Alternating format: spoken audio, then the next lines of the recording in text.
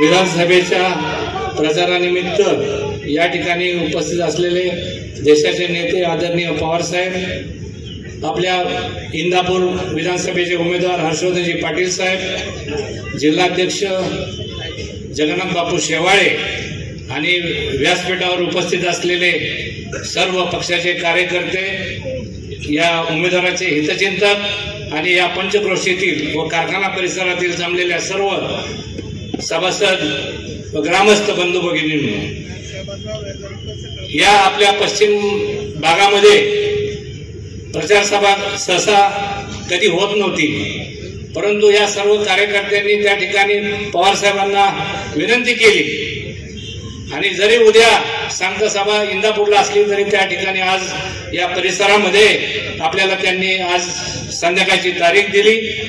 हेच मोठं आपल्या या ठिकाणी भाग्य आहे। त्यांनाही या ठिकाणी अजून 2 सभेला जायचं आहे, परंतु त्यांनी आपल्या या ठिकाणी का तारीख दिली याचाही आपण विचार केला पाहिजे।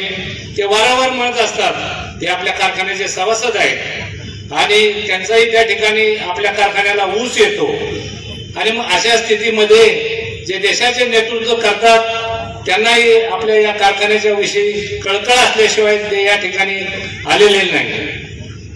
हा काय आता कारखान्याच्या बाबतीत बोलायचा विषय नाहीये, परंतु आपल्याला एकच मी या ठिकाणी सर्वांच्या वतीने सांगतो की कारखान्याची परिस्थिती कशी आहे आणि कसा कारखाना चाललाय याकडे आदरणीय पवार साहेबांनी आम्हाला त्या ठिकाणी मार्गदर्शन करून स्वतः त्या ठिकाणी लक्ष घालावं अशा प्रकारची विनंती करतो।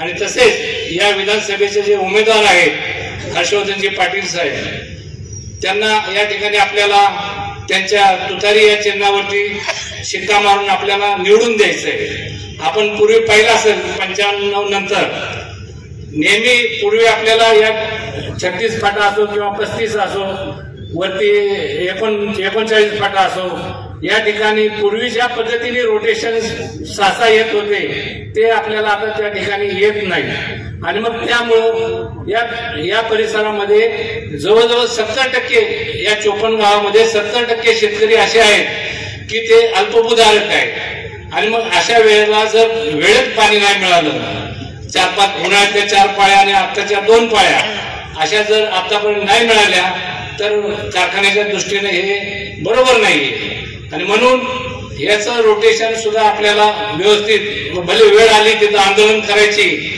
तरी ते केल्याशिवाय मार्ग नाही। या ठिकाणी मी जास्त काही बोलत नाही।